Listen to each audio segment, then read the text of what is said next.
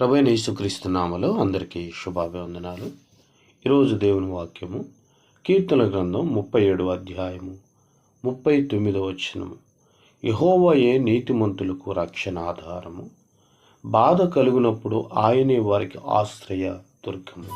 నీతిమంతుల జీవితంలో శ్రమలు, బలహీనతలు, బెదిరింపులు, వారు శక్తిహీనులుగా మారినప్పుడు, కొన్ని అనుకూల పరిస్థితులు అధ్వానంగా ఉన్న సమయంలో మనము దేవుణ్ణి ఆశ్రయించే వారిగా ఉన్నప్పుడు ఆయన మనకు రక్షణ ఆధారంగా ఉంటాడు. మనకు ఆశ్రయం దుర్గముగా ఉండి మనల్ని విడిపించేవాడిగా ఉంటాడు. దేవుని ఆశ్రయించినప్పుడు, దేవుని యందు విశ్వాసం ఉంచినప్పుడు దేవుడు మనల్ని విమోచించేవాడిగా ఉంటాడు. యెహోవా వారికి సహాయుడై వారిని రక్షించును.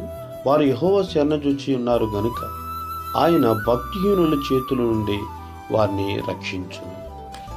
మార్టిన్ లూథర్ ప్రవేశపెట్టిన సంస్కరణలను అంగీకరించని మత నాయకులు ప్రభుత్వమును ఆయన చంపుటకు సైనికులు పంపారు. కనుక లూథరు అడవులలో దాక్కునవలసిన పరిస్థితి. అప్పుడు ఆయన విశ్వాసం అను డాలును పట్టుకుని విశ్వాసును బట్టి నీతిమంతుడు జీవించుననున్నది ఆయన ఉపదేశాసారము.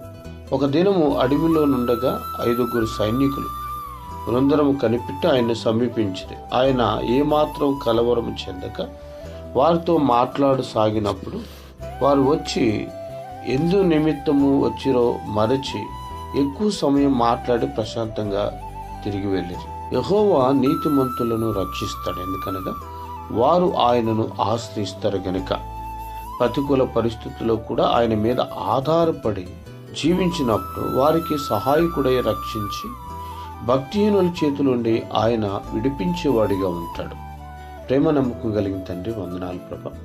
మా ఆత్మీయమైన క్రైస్తవ జీవితంలో కొన్నిసార్లు బలహీనులుగాను, శక్తిహీనులుగాను, ప్రతికూల పరిస్థితుల్లోనూ మిమ్మల్ని ఆశ్రయించినప్పుడు మమ్మల్ని బలపరిచి భక్తిహీనుల చేతుల నుండి, బలహీనతలో నుండి విడిపించి రక్షించి మీరు మహిమ తెచ్చుకోమని యేసుక్రీస్తు నామములో అడిగినాము తండ్రి.